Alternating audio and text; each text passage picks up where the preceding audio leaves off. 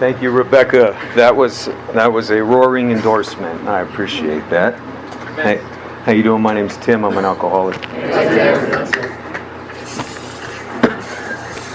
And that's my friend Ray, spilling a soda everywhere. That's actually my best friend, Ray. That's way to go, Ray. All right, we love you, buddy. Okay.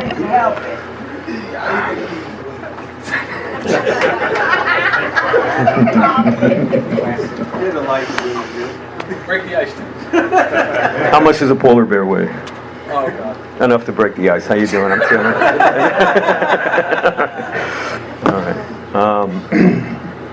I'd like to have another moment of silence for Trevor Harrison, my first sponsee, and everyone else, all the other friends we've lost to this disease.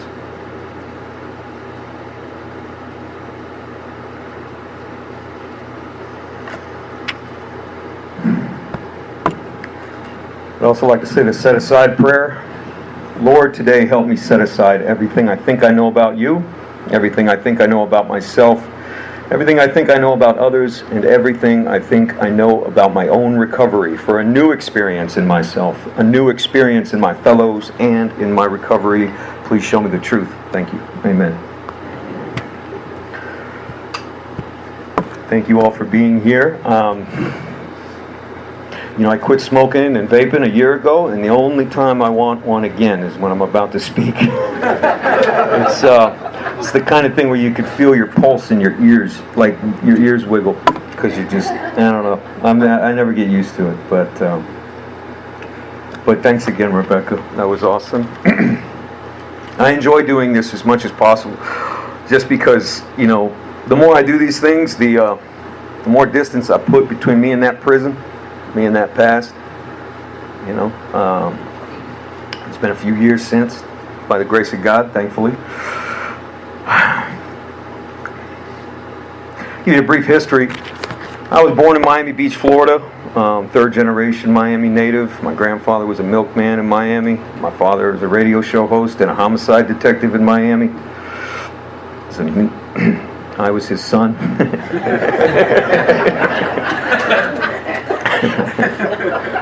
Yeah, and I had a pretty decent go of it for the most part as a young man. I can go down a checklist of traumas and other things that have occurred to me, but it's not really about that. Those are things that happen, right? It's not who I am. But somewhere along the lines, I became a little bit more selfish than others. I think I became a little bit more cocky than others. Somewhere along the lines, I thought I knew everything there was to know about anything, and you really couldn't tell me anything, so I didn't need you. I started getting in trouble at a young age. Started running with some rough crowds, joining gangs, things like that. Ended up doing 14 months as a juvenile. Got released, 2 weeks before the year 2000, and then when I was good for about a year. Well, let me back up. When I was 15, 14, my friends were all drinking something called St. Ides Special Brew. I don't know if you guys heard of something like that, but it was very popular in the hip-hop community, and everyone that I knew seemed to just always have one in their hand. So I started downing them, and they were nasty, but it was the thing to do, so I did it. And I realized that I was a people pleaser long ago. I wanted to be accepted, I wanted to be liked, I wanted to be respected, and if I didn't get the response I was looking for from you, then I had a trick for that in the form of a bottle or a bag. I didn't need you.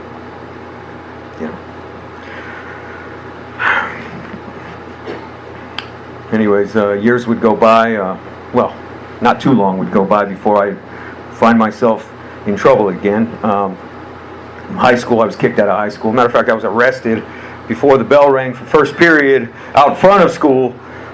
They were watching me. They raided the front of the school where everyone congregated and smoked weed and cigarettes. and I'm cuffed, and they're pulling out bags of reefer and all this stuff out of my pockets, and I thought it was so cool because all the girls were looking at me, and I was Mr. Cool, Mr. Badass, you know. It wasn't until years later I realized how lost I was. So quickly, too, like I was quickly lost. I willfully shunned good people in my life. I willfully looked away and steered clear of people who meant something to me and who wanted good things for me. I don't know why that happened, but anyways, when I was young, I was extra stupid. I made some notes in my phone here. I hope you guys don't mind. Like I said, I was nervous. I said this the other day to some friends, but I'm going to say it again. My ego was like a co-defendant who never got caught. We were best friends until the handcuffs came on, and then when it was time for me to do my time, my ego took off, and I was the only one left to handle it. I ended up doing something like 14 years in prison before it was all said and done, off and on. And I only say that to say, look at me now. No. No, but seriously, like I don't understand it. I don't get it. My life is light years beyond what I thought it would be. Just a few short years later, I can't even begin to tell you how much things have changed. But I'll tell you what begun to change. Well, let me just say this. While I was in prison the last time, when I was in there, I was talking to my friends, and I was talking to my ex-girlfriends, and I was just kind of listlessly doing my time sitting there, and then I realized something had dawned on me, and it was something that became a personal motto of mine, and that was my way doesn't work, and that's really all I had to understand 100%. And what I didn't realize then was that I was experiencing the results of step one, right then and there. When I realized that my way didn't work, I didn't really put it in the words of this first step. But some good folks from AA came to bring a meeting in to the prison, and I decided to go to it once a week. Anyway,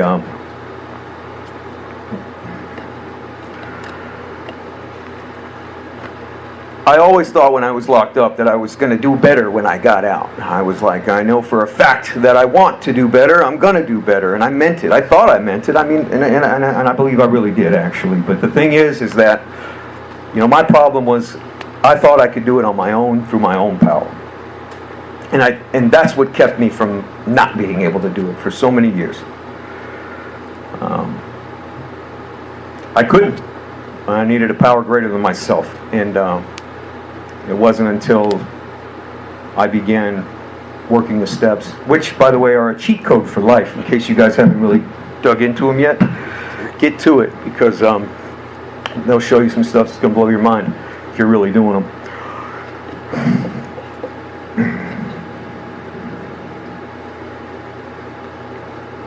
Kind of lost my train of thought there. So I drank, but I used a lot of drugs too, and this is AA, and some people think I should only talk about alcohol, and I can understand that, but NA didn't bring a meeting into a prison every week and change my life. AA did, and I fell in love with it.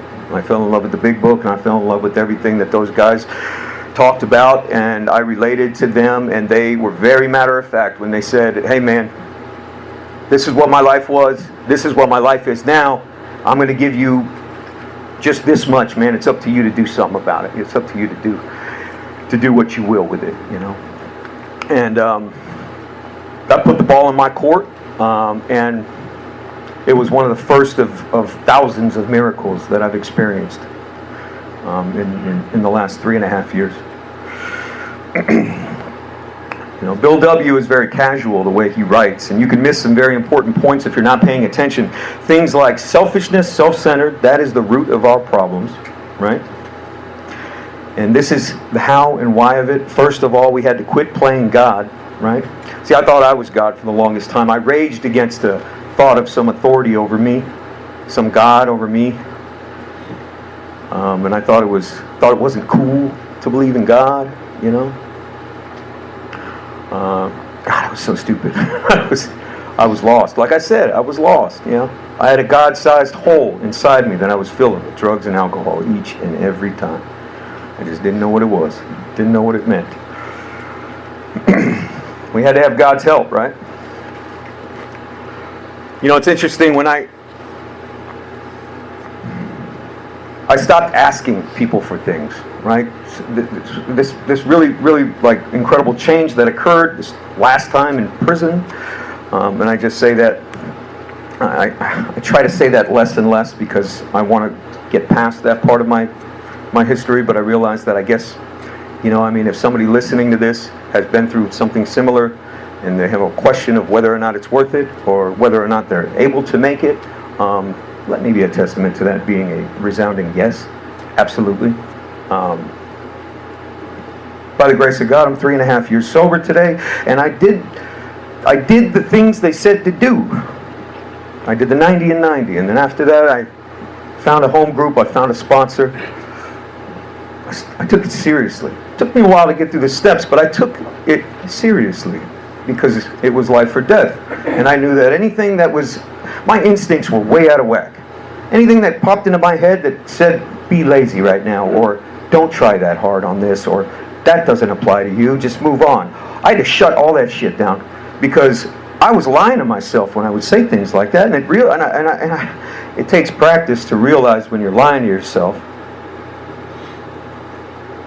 But yet another miracle is I'm able to see that more and more often these days. I'm able to see when I'm lying to myself. I'm able to see when I'm asserting myself a little bit too much, and I'm being abrasive, or I'm being, you know, my rights end where yours begin in this world. And I have to remember that each and every person is a human being. And once my ego gets in the way, it's bad for anyone involved. But it's the worst for me. When I say it's the worst for me, I mean I turn it into the worst. I become the worst version of myself when my ego is involved, I guess is what I'm trying to say. And I don't want to do any more harm. My job when I first got out and I first got sober, I had one job, and that was to not make anything worse.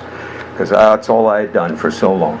I hadn't talked to my family in about a decade because, well, I was self-sufficient.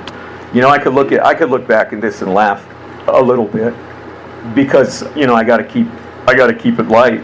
You know, but you know, the truth is, I was often psychotic.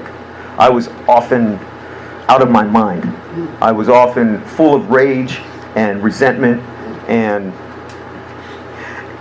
any of those things, if I let any of those things into my life today, I notice them.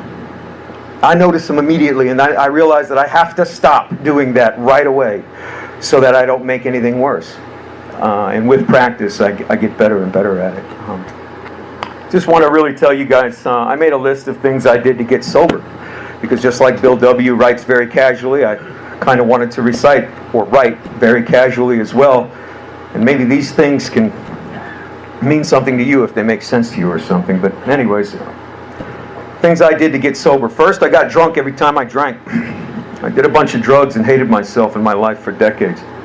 I finally came to realize and fully believe that my way doesn't work. I became willing to change. I began listening to others and following the advice of people who were working on themselves and staying sober. Key right there. And I waited for Mom to invite me into her home and earn her trust back through work, quality time, and 100% honesty. Now remember, I said I didn't ask anybody for anything because those days were over. Nobody was giving me anything anyway. I guess they saw something in me and started offering things.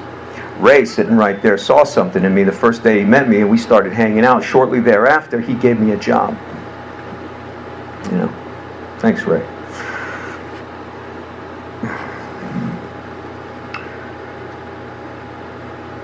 I read the Daily Reflection every day. I read the Big Book. I went to meetings. I did 90 and 90. I got a sponsor. I started step work immediately. I didn't rush through step work, but I didn't take too long on it either. I set goals. I met each one. I stopped lying, even the little ones. I stopped telling old stories that were half-truths. I made amends, I paid back lots of money, and I worked to make a living amends to my family every day. I identified the location of the God-shaped hole inside of me, and I stopped trying to fill it with everything else that never fit. I started to beat myself up with a feather instead of a fist.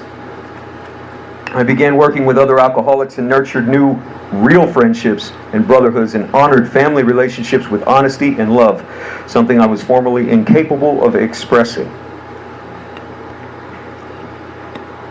And I woke up today with a prayer on my lips and the fundamentals of honesty, integrity, humility, and gratitude in my heart. I try to always remember to be grateful for more than I feel grateful for. A lot of times things just go over my head. I don't know what's going on, but I know things are going great because I feel good. I'm not in jail. I got a great home to go home to. You know, I got a nice job. I got people that depend on me. I've got people I can depend on. If I got problems, they're pretty high-class problems, you know what I mean? And some days I won't even remember any of that. Some days I won't remember that any of that is real.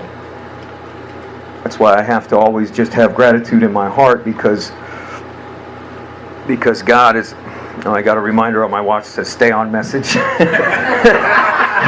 I use technology, man. That's a shout out to my dad. Yeah, he's got his radio show. Yeah. For sponsees, if I got any sponsees, I don't know if they're going to hear this CD or if they even have a CD player years from now and they're going to be looking at, listening, trying to hear this or whatever. But I just want you to know that I'm not going to care any more about your recovery than you are. This is up to you. I'm not your counselor, I'm not your probation officer, and sometimes you might not even think I'm your friend, but I promise you I am. My job is to help guide you through this journey and offer my support as you change. Always remember to help the next alcoholic anywhere, anytime, because God's in the pots and the pans. God's in the trenches, like Chris Rammer says. Keep your head up in failure and down in success. If you're not failing, then we have nothing in common. And don't forget that I love you. I want to thank friends like Ray and Derek and Frank and Odell and Pete and Steve in Florida and the unnamed, unknown future alcoholic that will certainly change my life for the better one day. Because now I can look forward to things. So for so many years I could not do that. Now I have more than hope. I am living through the promises coming true in my life. I can't even tell you, if you are doubting that this thing is real and that AA works, don't. Just stop. Stop doubting and start working. Because you could just show up to meetings, you could just say you're doing it, and you could go 10 years down the line feeling like crap and not making any strides in your life and really just still being miserable unless you do the work. And I still got a lot of work to do. But I'm excited for it. I'm excited to do that work. And with folks like you around me, I can keep myself accountable and I could keep myself excited because I could see the difference that's happening in y'all's lives. And it makes it's like a nostalgic feeling, except not for the past, for the future. It's strange. I can't really explain it other than that. But I don't want to take up too much more of your time. I just want to say that's food for thought, and you guys do the dishes. Thanks. My name's Tim.